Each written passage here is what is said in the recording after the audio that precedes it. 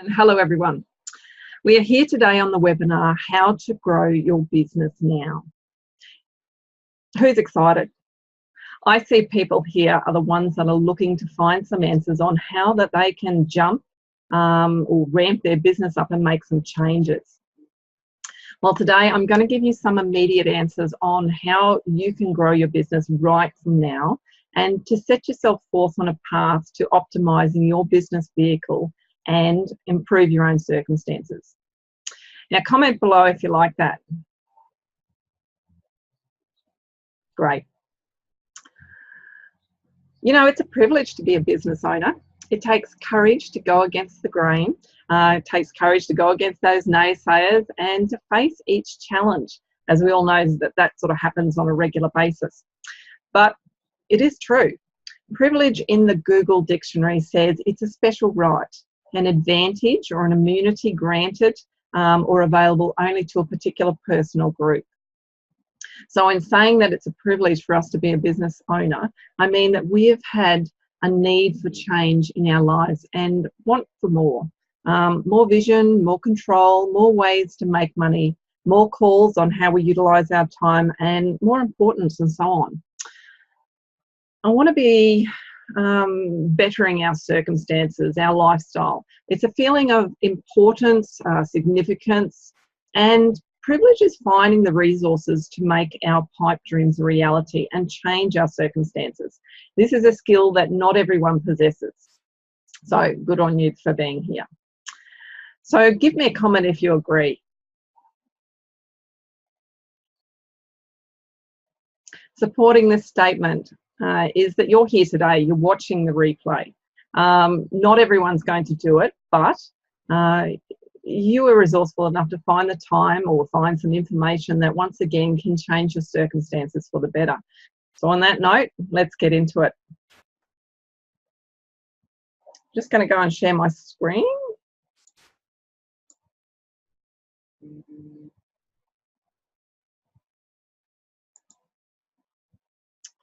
Okay. Move this out of the way. So who am I? I'm Meg Hogan, and to a certain sector of the community, just get the right screen here, sorry, I'm the money coach.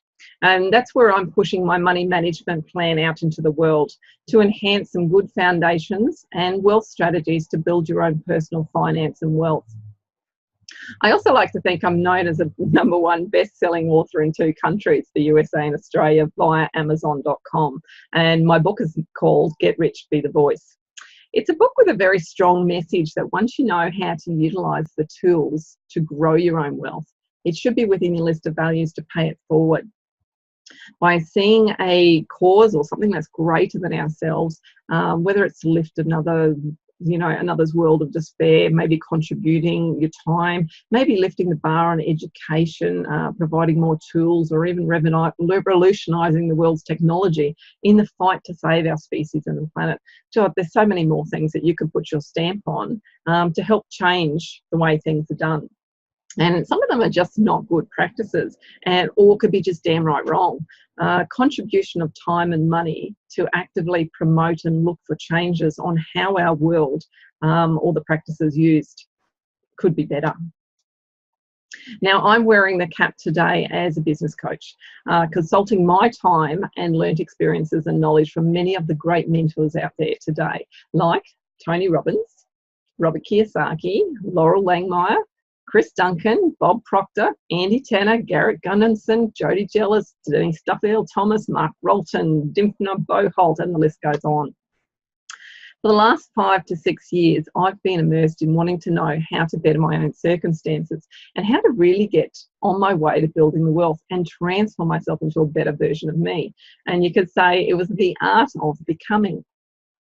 Now, what does that have to do with today's webinar? Nothing much, except to say that I'm a business owner too. I've struggled to find the ways to make more money, and when the times were tough, I had the same sort of drive and accomplishments and so forth that you are after in your lives as well. I really went to the task at it. So at the end, I'd like to explain what it is I do, and if there's any questions I can answer, we'll do it then. Okay, so if I just jump on the slide here, you can all see here that at 16 years old, I had my first hobby business, and I was selling sandwiches to a golf club that didn't really have an eatery attached to them during weekdays. And I had some other employment roles that kept me going, and I was able to save something like probably around $150 a week. I was really quite proud of my achievements back then. The sandwich business was only really doing about $120 in profit per week, but it was during the weekdays when they didn't really have anything except the drinks that they sold at the bar. And I looked at that and I saw that as an opportunity and ran with it. I had bank roles working in ATM mainframes. I worked with money logistics places. I worked with electricity companies as well. I have an investment and project properties. I have my own PPR, which is your principal place of residence, and I follow a money management plan. I did a small land subdivision with my ex-husband to quickly turn around our equity so we can purchase a caravan park, which we ended up owning and operating that business for 8 years. We sold the business at a profit. We've been learning all things possible in accordance with bettering myself, which is money management, investment, property, and business. I ended up writing the best-selling #1 book, Get Rich, Be the Voice, in 2 countries over about 6 categories. I wrote 2 e-courses. One is The Winner's Mindset, and Design Your Wealth Foundations was the other. And I've partnered with the famous mentor, Chris Duncan, and his team to build this business coaching business. If anyone hasn't looked up Chris Duncan, he's actually a very, very good, very talented fellow. He's from New Zealand. He's living in London at the moment. And he just seems to really be very interactive with the people that he wants to help grow. It is a partnership, meaning I do pay him for my services and so forth, but it is something where I feel he gives me the most attention out of all the mentors that I've been with. So he's good stuff. All right, let's get into it. Yes, that's it. Okay, now most of us are here with an established business going on, but I've included this one in because some people are out there are just starting out, and it's important to know how to get the leg in the door and make your first lot of sales. Now, if you're a new, and I mean a real new startup, you haven't found your customer base yet, these are a few things that you could do, which is you want to get out there now. You want to you sort of need to have at least the business name and your logo, and people, they need to know where to find you, what you stand for. So you need to have a bit of a statement as well that goes around that people can resonate with. You need to have a product or service that you can sell, and you're going to go and take that and you're going to start to talk to people directly. You have to email people so they can start to see even your business email that's coming through and how that people can contact you. You need to take out some print ads and, just really try to work on areas that you think your target audience would be. Get on the radio, send some articles out to some social platforms, magazines, local free newspapers, however else that you can get your, business or service under people's noses. You want to join some local networking industry groups in your area or in your sector that you're looking to sort of build up. If you're doing like exporting, you probably don't need to do a lot in your local area, but where your local industry groups are, where people are talking, forums, whatever, you can probably jump on something like that. But if you're doing fairly local, it's great to actually be personable one-on-one with a couple of people in your networking, in your industry, in your local area. Ask to be a supplier of a local business. Now, it just depends what you're doing, but say you're a plumber, you're just starting out there, obviously, you'd go to the sources where people can field out jobs and ask to be one of their suppliers like a real estate agent. Okay. Now, this is where it's going to get interesting. Get out your pen and paper. I want you to openly and honestly answer how your business is really going. No tricks. This is just an exercise for you to acknowledge what the state of your business is in right now. And if you have more than one business, just pick one business to work on at a time. It can be applied to each business, no problems. Are we ready? Okay, so identify where you and your business is right now. So we're going to rate from 0, which is poor, up to 5 being very, very good, optimal. So in your operations, that's your running component of your business, how it functions. Give me a rating, 0 to 5.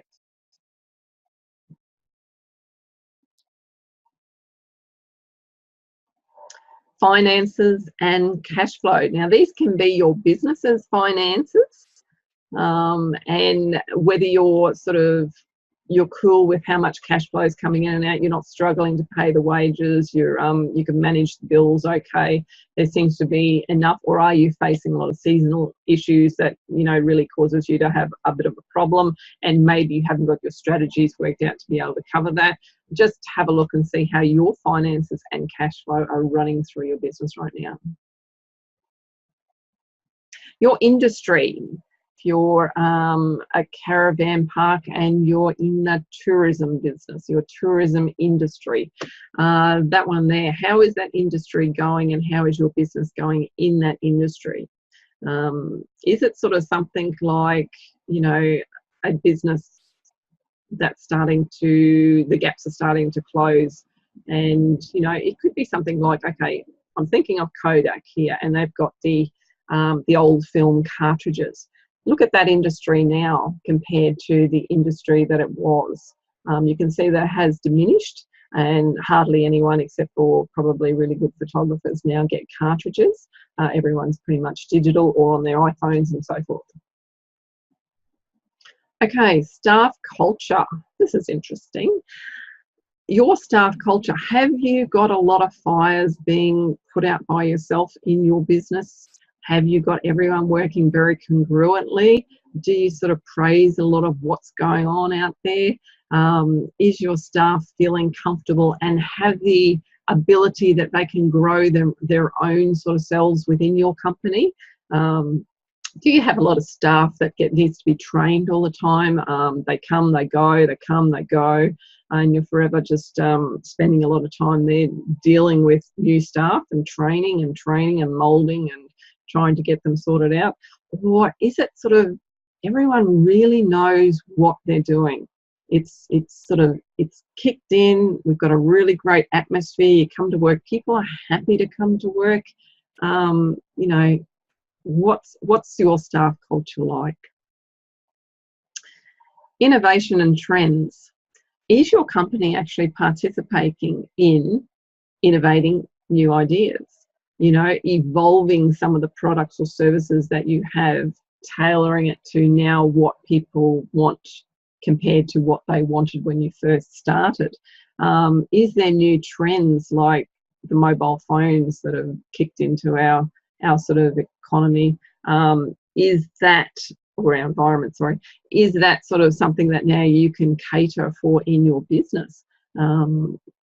Do you find that, like, we're getting into a new trend now where we're going to start seeing computerized dashboards, computerized accessories that we wear, very computerized sort of sunglasses even that will give us information and so forth. And in your business, you'll probably find that there's more techie programs that will actually be able to, you'll be able to pull the information out that you need to check your measures and check your cash flows and things like that, compared to running a lot of reports and trying to make this information up.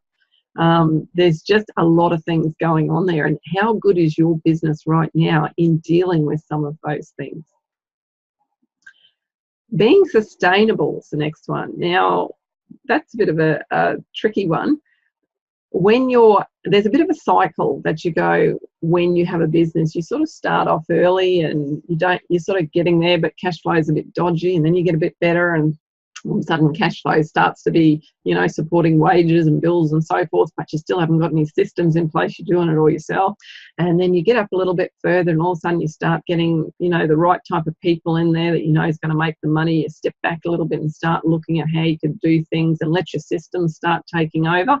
And then you get to a real optimal stage there where everything's running really smoothly. You can back yourself out a little bit and actually watch how look at the ways you can keep on making the business work in your favour, you know, income producing tasks and making sure you've got the right KPIs happening, that you can see every measurement of where something is falling and where something is growing, and jumping on those opportunities where possible. But if you leave that a little bit too long and look the other way, sometimes your business starts to age, it falls apart. People get disgruntled, you're always putting out fires with the staff and so forth, and then you'll find that maybe even your business has aged so badly that it's almost near dead. It's not a good place to be. So there's all these different avenues of where your business is right now, and you have to ask yourself, with what you're doing right now, is it sustainable? Is it something that, you know, even your energy that you put into your business, you know, to keep it going at whatever level it is right now, is that something that you can keep doing for the next 5, 10, 15, 20 odd years? You know, what would you consider your business as being? Is it sustainable? Next one, creating raving fans. This is what we all want. We want people to, one, you know, come up and be a customer with ours. Next, be a repeat customer, doing, you know, buying frequently and having a really good relationship. And then we want them to also be our raving fans, telling everyone out there about your business and giving testimonials on your behalf, and just helping get the word out that you're a good person and a good business to do, you know, business with. So do you have a raving fan thing happening? Yeah. Okay, your personal finances growing. This is something where a lot of people who go into business tend to forget about building their own personal finances in the process.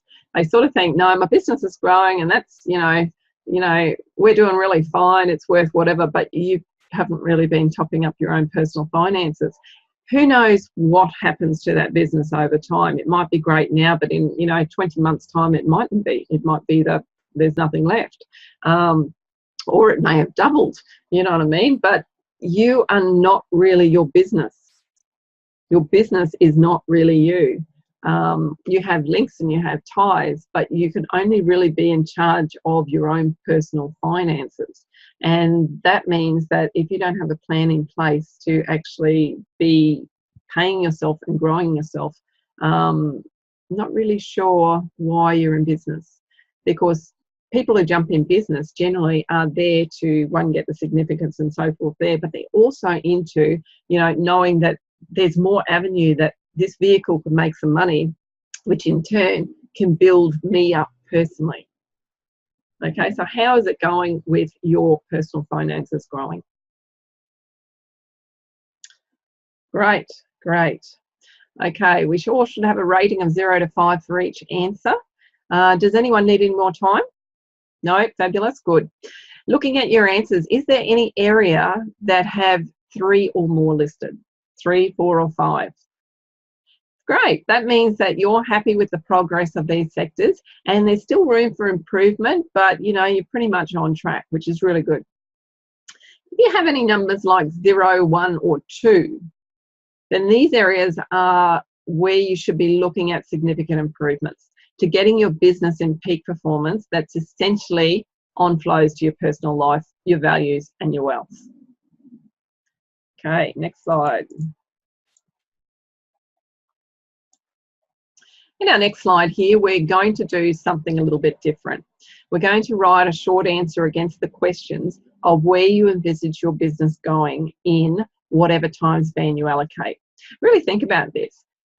As it is the height of your belief in what your business can do at what you allow yourself to become. I'm just going to read that again.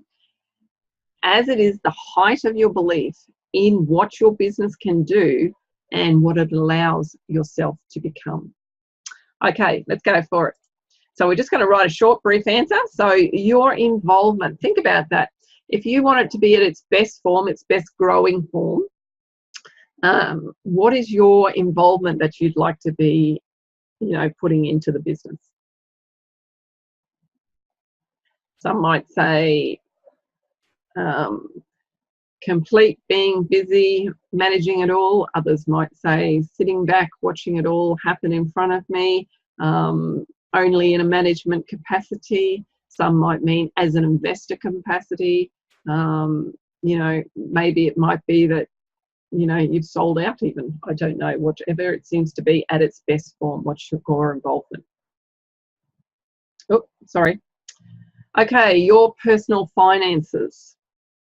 What do you want it to be at its best form? Write a figure. Just put something down there that, you know, it might be what you're earning regularly. It might be a percentage that you're earning. It might be, you know, that you want to at least have blah, blah investment properties when it's at its peak form. You know, write down something that's significant to you. Your operations, that is the running day-to-day of your business. What do you think your operations is going to be? Some might be that we want to expand to, you know, 20 stores by 2020.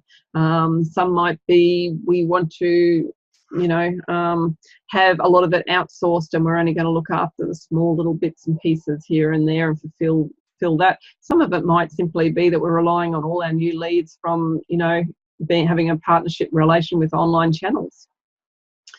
Some might be that, you know, you've got it all sorted, that you've hired a sales team to work with you and they're ramping up your operations. Maybe it's that you're actually outsourcing that part of the sales and they're feeding them all into you. I don't know, whatever you feel your operations, your running of the business is going to be at its best form.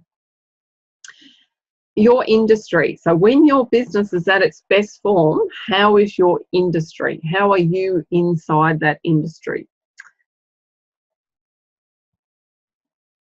Do you have a lot of, with your industry leaders, are they ramping up their advertising and really promoting getting in and getting out and whatever your industry does?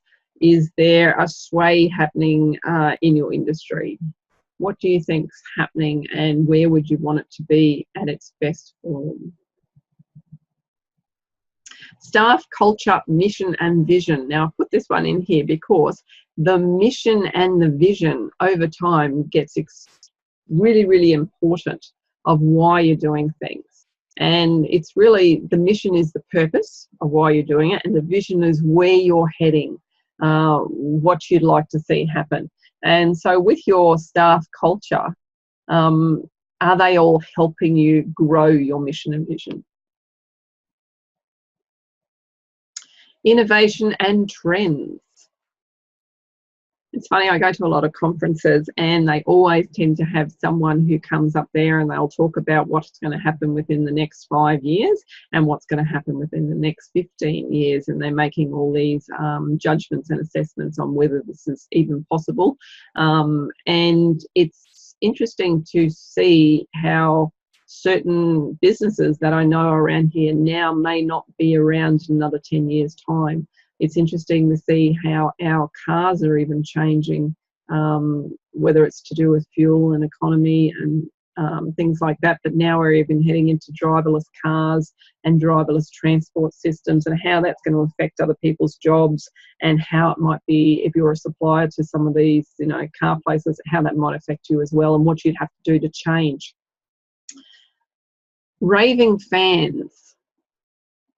So when your business is running at its best form, what would you like to have as your raving fans? Is it big testimonial sites that are just running rampant with beautiful things, and we've got a policy that if there's something bad happens, we've got avenues to sort that out ASAP very quickly?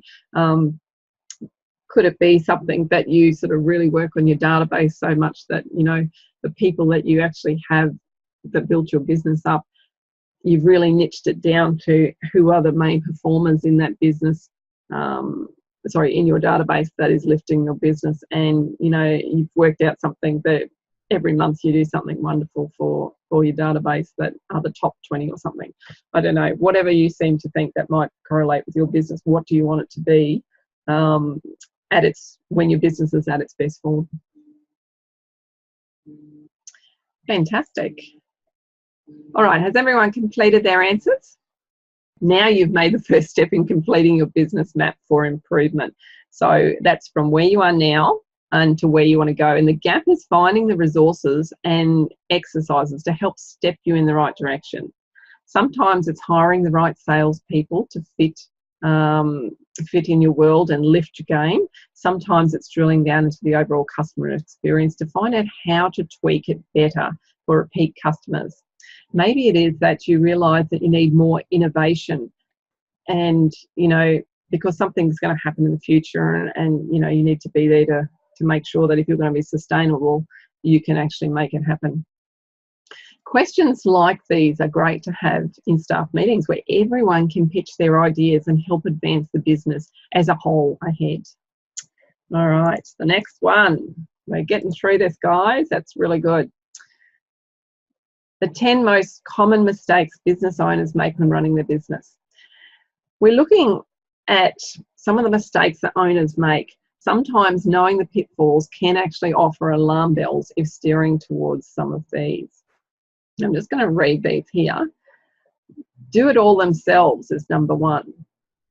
Why would do it all yourselves be a common mistake? After all, you can run the business how you like. You know what it is that's being run and what's the acceptable standard. No one would steal from you. Complaints would be at a minimum. The mistake becomes when you first start sacrificing your valuable time to do repetitive tasks instead of the time spent on analysing the business and looking for income-producing tasks. Getting personal with your database, spending time with your growing family, working on yourself, having some fun and being available.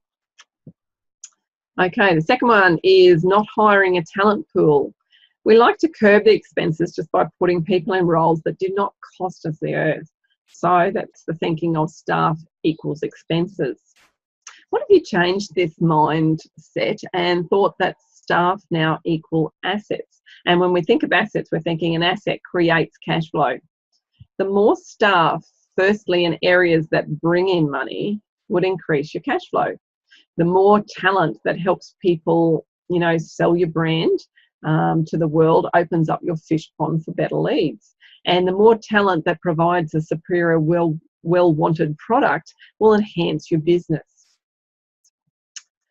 Number three, not paying yourself first. We've had a little bit of a chat on this already, but leaving yourself to pay after all the staff, after all the suppliers and the tax man, and you get what's left, if any, and you haven't decided to put any more stuff in there, is wondering if protecting your credit rating, it's doing nothing more than increasing, your viability to get a loan.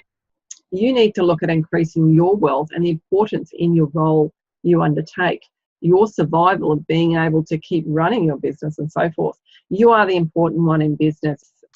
Okay, not spending time analysing your business. If you don't know your numbers, how do you expect to forecast, project manage, know what is working and what's not? When you're trying to grow a business, don't spend time on things that are not really working. You concentrate on what is going gangbusters and you look at ways to maximise that effort. 5, not getting personal with your database. Your database, we tend to think of it as a lifetime value of the customer rather than just what they bought this year in this 12 months. Okay, so just don't forget your database is, a lifetime deal with all those people in them. So collecting data on people who buy from you can be a pain in the neck, but to know what your customer needs and how you can tailor a product or service to assist them in making your business the right choice to spend their money in, then I'm sure that data collecting and getting personal with your database can now be overlooked. Where are we? Not following up with leads or inquiries after sales. Did you know that for every potential buyer who did not buy at the first time, they'll return to buy if they know, like, and trust the person they're doing business with?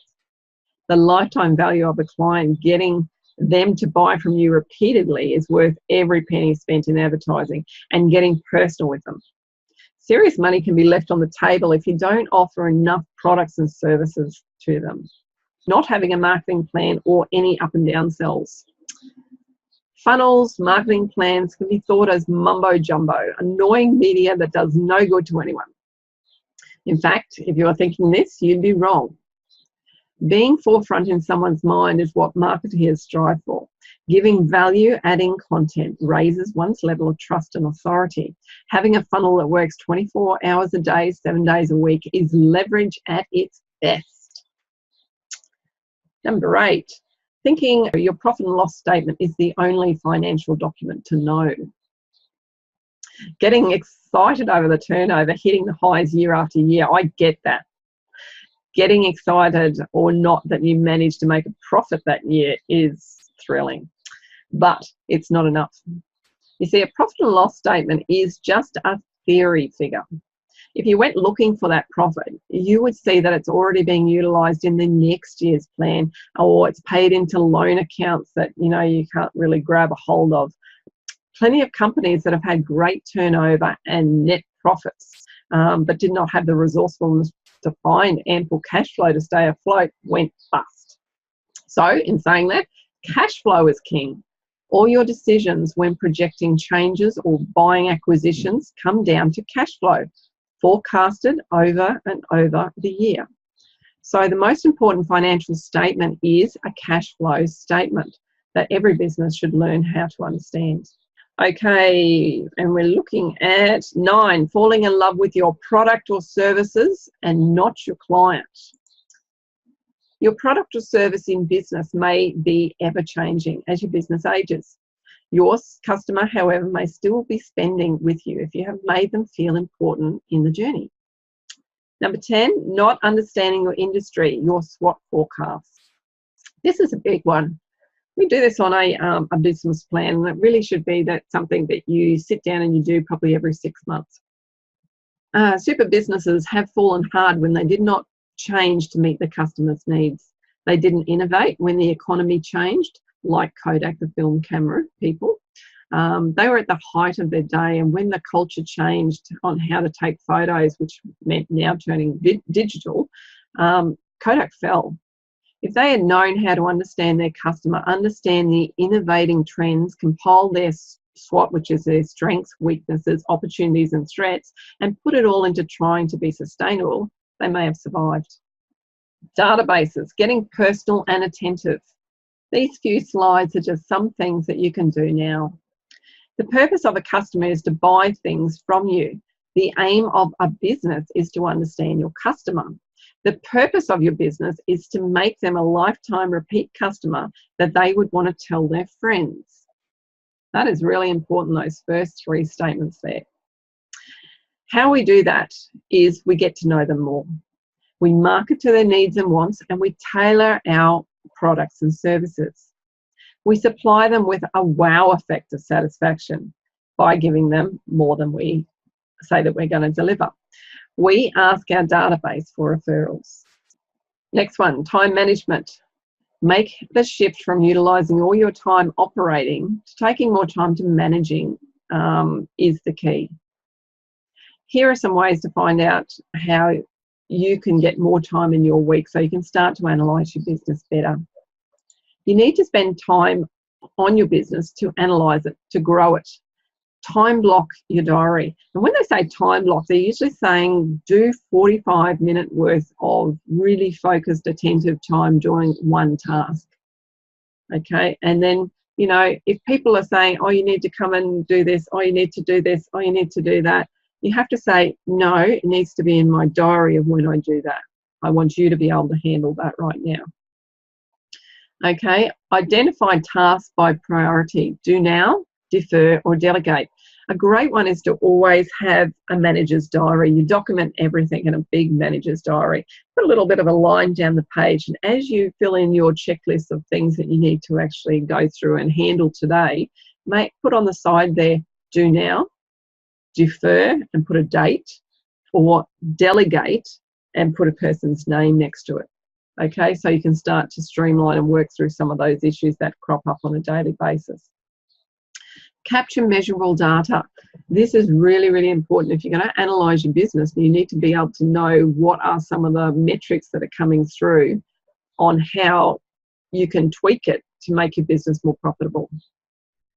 There's lots and lots of programs out there that can give you really good reports, and if not, sometimes your staff may have to calculate everything and put it on at least one sheet for you, so you can see what's going on in your business. Document everything. I said this before, but it is very true. You document absolutely everything that goes on in your day, even if it's just a little note here and there. If it's a complaint that came in, you write it all down there. However you dealt with things that day. And, you know, one, that's for a liability purpose. If you're ever called to, you know, say what actually happened that day, and it jogs all your memory with everything that goes on. But it's also for a creative side there. So if you're coming a few good ideas that are popping up, you're writing them down, because they mightn't be able to be used now, but when you're having your brainstorming sessions of how, you know, your economy is changing, what do we need to innovate, blah, blah, blah, we can actually see some of those comments there start to come up, and we'll discuss them. You know, it's a really good thing. Document everything. And the last one is being intentional. Now, I know this sort of sounds a bit odd, but if you are intentional in what you are going to be doing that day, it means you've woken up, you're ready to tackle the day, you're very focused that they are the things I'm going to be handling. I'm early, I'm on time, you know, I'm ready to give it my all and not sort of be a little bit here or there on the process. So be intentional, knock it over, get rid of it, move on to the next thing. Okay, slide 9. Let's bring these up here. There we go. Okay, sell your brand and your story. It's time to play a more professional game, guys. Your brand and your reputation is what is going to be left in the minds of your customers, and soon to be the potential customers. Everyone wants to do business with people that they trust, and that means trusting their brand too. Story is what captures your potential customers' attention. The impact of that story and the congruency, that real factor that you give off, that's the sense of what makes people want to spend the money with you. So if we just read through the slide here, when customers buy from you, mostly they are buying into the story, not necessarily the product or the service. Let's give an example of that one there. Nike does some wonderful, wonderful, wonderful ads there on, you know, pulling out your champion inside yourself. It's about having that little bit of a rebel in you, that you don't follow the mainstream and you go hitting successes. So they're about shoes. There's no doubt about it. When they do advertising, they don't do anything to do with their shoes. They simply, the one I'm thinking of there is like there's a basketballer comes out and there's famous people in the crowd and he's bouncing the ball, and then he goes and shoots a goal, and there's a lot of the celebrities in the background there saying, whoa, yes, he's right on fire, and, you know, geez, he's doing it, he's hitting it, and he's got all the confidence that's luring off, and they're making little crack jokes about how they're confident, motivating gurus as well. And then right at the end, it shows his feet jump down and it shows a picture of the shoes, and that's it. Now, from that particular ad, they get thrown in, you know, Super Bowl advertising, you know, really, really big sort of stuff, promotional stuff. They're not selling the product or the service. They're selling the story. And the story is what people feel good and resonate with, that they're champion inside, they're a gladiator, you know, they're out there to conquer the world, and they can. There's that little rebel inside them that just says, that's enough. I'm not following mainstream. I'm going after my dreams. You know, and that is just, you know, the ultimate thing that everyone jumps in for. Next one is creating a story that's congruent and real with you and creates hope and desire to buy from. Your brand has to be everywhere. Sell your mission. Let others see your vision. And build your empire in tune with your core brand.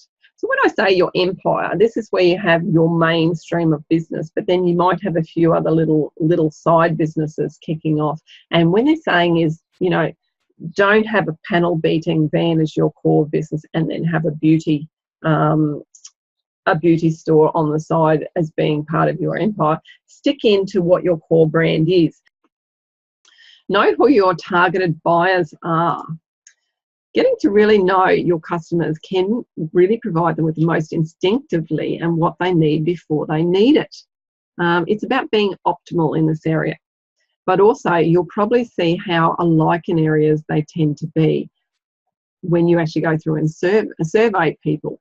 It makes it easier to create an avatar and to market to this particular thing, and to know where the people like them will be.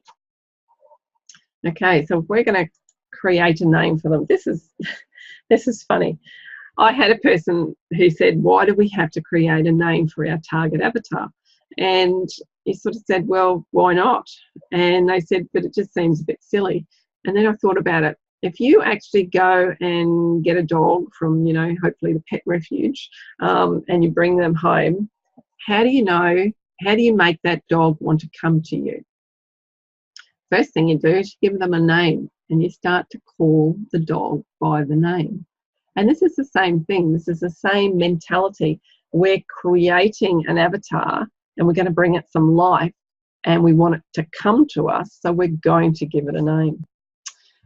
You need to ask things about, through your survey, when talking to a couple of different people, what sort of age brackets are they in? Are they single? Are they a family, or have their children live with them now, or have they left home? Are they a senior age bracket, or are they in already aged care? Where do they spend their time? What do they need and what do they want? What do they fear and dislike? What would be their greatest aspiration? Like Nike, they're finding the champion, whatever. What is their driving point that wonderful stories can be about? What problems are they facing? And who do they follow? Magazines, whether it's mentors, radios, TV movements, and so forth. When I was in the caravan park industry, there was this big radio show that's been on Sundays mornings, and it would be happening across all the regional areas on an ABC channel. It's called Macca on Sunday morning. Now, a lot of the travellers, what we call grey nomads, a lot of them would turn onto this radio every Sunday morning. I think it goes for about 3 hours or something, and that's all they'd listen to. So a lot of them, when they actually went to go and say and book into your place, they'd say, do I get reception? Is there radio and TV reception there? You know, so when you actually do some advertising, and you know that this is very common strain within that group of travellers, that's when you sort of can tailor some of your advertising to mention and little quirks in there about, you know, Macca on a Sunday morning, and people start resonating with that. Next one, number 11, just tweaking how your customers are handled. They'll be finding the opportunities to sell more. And that means, do you want fries with that? Is the common statement that we all seem to do. Okay, so does your team add value? I'm just going to read through it here. Is your staff an expense or an asset? Make a little comment below. What do you think? We spoke about this before. Is your staff costing you, or is it bringing in money? You must hire as per the talents of what the business needs. Now, we're not all into just handing out jobs to whatever and whoever. It's more about, if your business really, really needs a secondary person with skills, that's who you should be looking to hire. If you need to step away from the business to analyse, look at what you do, and could one of your existing people step up and take that role as well? Or do you need to hire someone in who can keep the business running as you want? You know, just hire as per their talents. The talents could also mean that, are they a solo entrepreneur, a solo artist? Are they more management based, or are they an entrepreneur mind? You know, it's no good putting, say, a management mind to be the face of your business. You're better off putting a solo artist as the face of your business. Solo artists are great to be in with sales, great to be in with advertising. They're great to be the showpieces who get up on stages and, you know, talk about what your business is doing. Now, those particular people, you will actually see them go to like the coffee room, and they won't be there by themselves. They'll have a herd of people who get up and want to have a chat with him or her, and they're always, or they're sitting at their desk and people are radiating to their desk. They seem to be a magnet where they pull people in. Then you have like management people. Management people are very good at doing checklists and working through priorities and really making sure that the task from here to there is done. They are very, very logically minded. And if you've got some really good stuff like projects and whatever, you will get people like them to do it. An entrepreneur is a bit different. They're ones that are really good to be placed in like boardroom conversations. They're great to be talking with other people, or, you know, lifting the business up to another area in talking about the metrics of the business. They're all about the ROIs. They're about seeing where business can quickly go and jump in that gap and create some value. And where the sort of the dollars can be found. So if you've got people like that sitting in a management role, really, really, really, you need to get them out and starting to get in exploring what your business can, you know, be basically. All right, the next one is weekly staff meetings to set the pace and expectation. When we're saying it here, the staff meeting is a very, very important thing to, one, create that bonding that you have. It really shows you what your vision is and your mission is, of what you want your business to be all about. It's a good place to start training and showing off stories and things like that. And it also sets the pace. It means it says, okay, we want so much of our KPIs work this time, which is our key performance indicators. We want to be able to hit those 10% marks this time, and that's my expectation. Team training in value-added methods. So where we talk about how to sell and so forth, up and down sells, understanding the customer's needs, working on your sales mastery, working on following up and actually talking about it. We're like, did we actually do those things? Because we know that if we follow up on sales calls and so forth like that, we'll actually increase our conversion rate. Must measure performance and raise the bar. So it's always talking about, yes, okay, this is our performance, and we probably get our really good, which is the next one, reward your VIP customers and your top performing staff. But you want to actually make sure that you're measuring the performance, you're raising the bar each time, so no one gets comfortable. We're always just trying to jump and evolve and keep growing. And we're rewarding, we're telling the story so others can hear how it happened and what great things have happened and what was their little reward that they got out of it. Okay, and when I also say reward your VIP clients, now that's something too that your staff needs to know. Who are your VIP clients? Who gets that special attention? And are they telling those clients and customers that they are very important to their business, and we really, really will do whatever we can to satisfy you. Only the 3 ways to scale your business. Once you learn to capture data and understand measures, it makes total sense how to scale your business for growth. The only 3 ways you can do it in an operational sense is to, 1, increase your sales, 2, increase the average spend amount, and 3, increase the amount of times that they buy from you.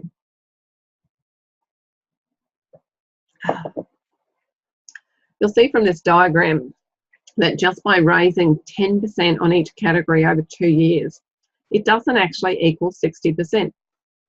See how it's 1 year is 10% in sales numbers and increased it again by 10% and so forth in each of 3 columns. It actually ends up being a whopping 77 to 78% in growth. Now, the second thing is, who's to say that 10% in each of those areas is the desired number that we work towards? Some really aggressive businesses like to jump it to 20% extra on leads per year, 5% on transactional value increases, and 50% we want repeat customers coming through. Working really hard on finding new customers and really spending time on working their databases with valued content, great engagement, and giving them more than they get approach for getting those repeat sales. So if we look here, some of those sales numbers there, you could be looking at, you know, how do we do it? We need to get new leads, we need to market, we need to create partnerships with other things, we need a sales team. Maybe the average transaction amount, we need to look at upselling, packaging certain deals which sort of has some low selling products with some high selling products in there, and following up. And your frequency is really about probably getting involved with your database, getting personal, making people really, really feel like that they belong. Slide 13, how to pay yourself first. People often ask, how do I actually pay myself first? And the answer is quite simple. It's about caring for yourself enough to make yourself a priority. It is changing the way that you see yourself and joining the ranks of people who have stepped up. Understanding that without you and your essence in your business, it's not going to be the same. It's about raising the bar on what you accept and what you do not accept. And if you had to pay someone else to do all that for you, what would it cost? I'm not saying go out there and sign up a huge wage that your business could not really afford, but I am saying that if you make, say, $400,000 a year, find a way to pay yourself a percentage of what that gross income is that will support your wage. Then you'll know that when your business grows, you grow too. Paying yourself first is not just about what order, who gets paid first, or giving yourself extra income. It should be thought as, once you pay yourself first, there should be at least 20% of that being siphoned off into a place such as a wealth fund. And that's purpose is to grow in the background. It's harder, and make sure it's harder to take out for those impulsive spends.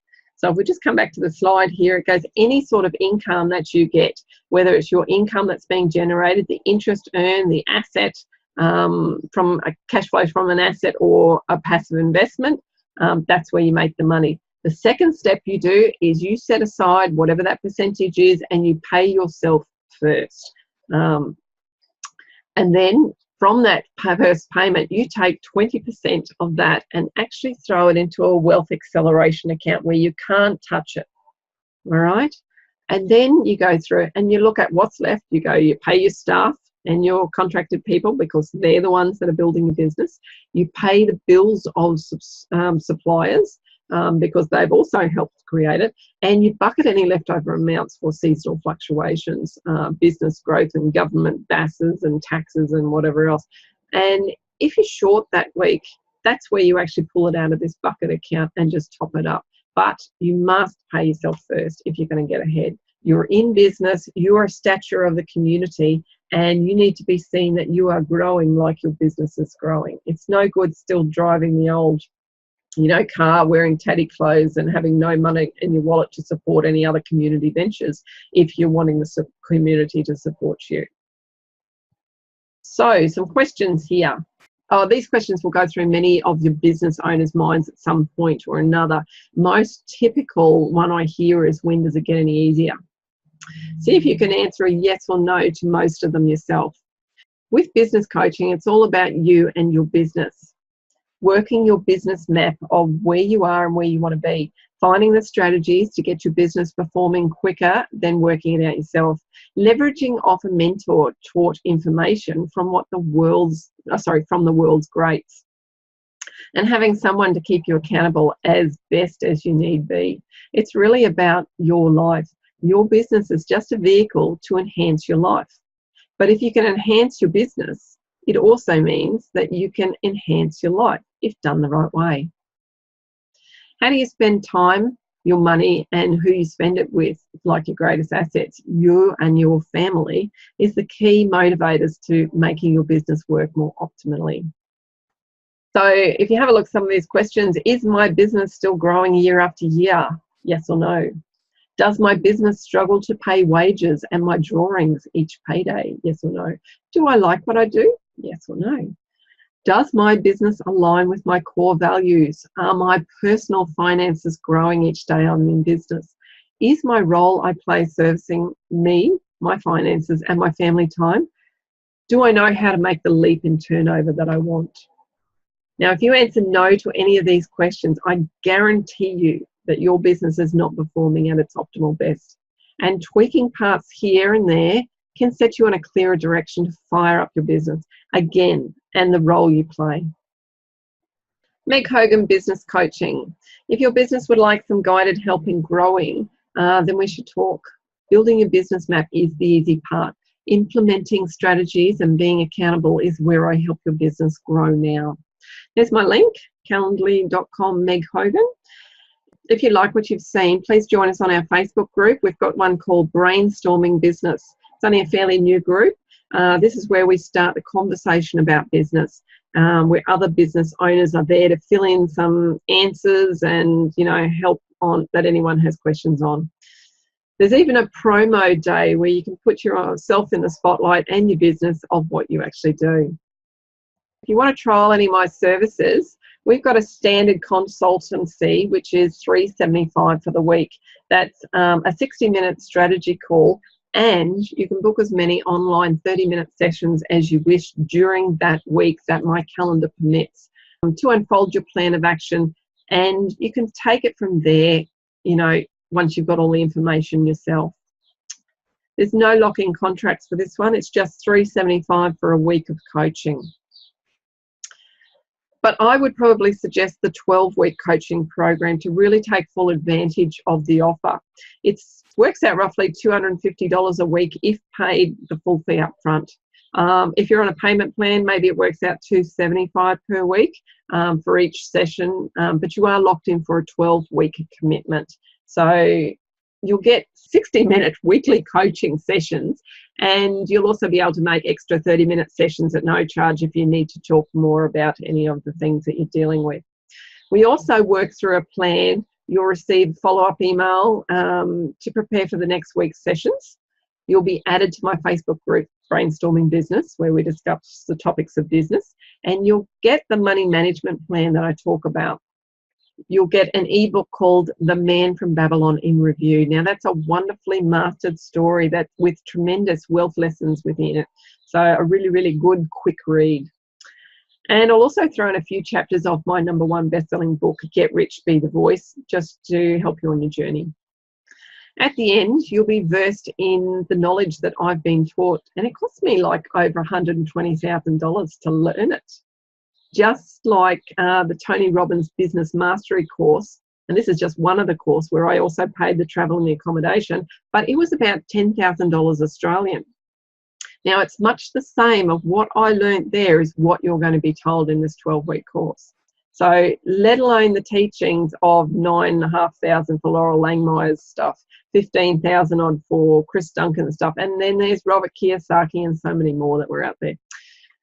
Look, here's my link to book the appointment and have a free chat.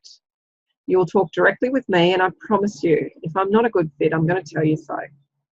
But you shouldn't worry too much. Most businesses, whether big or small, will be able to take advantage of most of the things that I teach. I do, however, prefer to work with small to medium businesses where the business owner is still probably in an operating capacity. And luckily he or she wants to transform their role in the business and see more growth opportunities. It's wonderful if you want to apply, but in all seriousness, I only really want to speak to the ones that want to make some guided action to grow their business. It is not good to lead the horse to water if the horse will not drink it. And that's really why I want to work with people who want to look at change. But if you think you have what it takes to get a little uncomfortable and to get really to delve into your business, then I want you to make the appointment now. You've got nothing to lose, only your business growth to make. If cost is holding you back, let's look at it realistically. You know that just by improving a few more sales that week, it's going to cover that cost. It is just small dollars in the scheme of what you can make over the course of that year. It has been great to see all the comments coming through. So just thank you very much, everyone. And now I'm going to open it up to anyone who wants to ask any questions in the chat box. Okay, Margie says here, can I pay for the 12-week one? Can I pay in installments as it goes? Yes, Margie, what that is basically you can pay up to the time frame of your next call each time. So if it's like you'd be doing the part payment plan there, you would actually be doing probably the $275 each time, but that payment has to be made before you actually have those 60-minute calls per week. So probably the billing system would happen that it had to be paid by the Sunday night and your call would maybe be the Monday. Someone's asking here about a refund policy. Yes, we do actually do refund policies. If you find that you've changed your mind after you've logged on but you haven't had any strategy calls yet, that's fine, we'll refund it in full. If you've started doing the strategy calls already and you've only done into the first month, we will look at refunding the only if you paid the full amount, up to 50%. Okay, that looks like it. Thank you very much, guys. Okay, and the last slide here, I'll just bring it up. I want to just say many thanks to everyone who took the time out of their busy schedules as we were present for this webinar. This is a fun day to serve you all, and I hope you took away a few points from these slides today and implement them in your business straight away. That's the big key. You must sort of look at implementing things. It's so good to get information, but if you're not actually putting it into something that you're doing, you're not going to see any changes. I wish you all very much the success that you deserve, and I'll be speaking to many of you soon. Keep smiling and keep at it and build the life you want. Bye, everyone.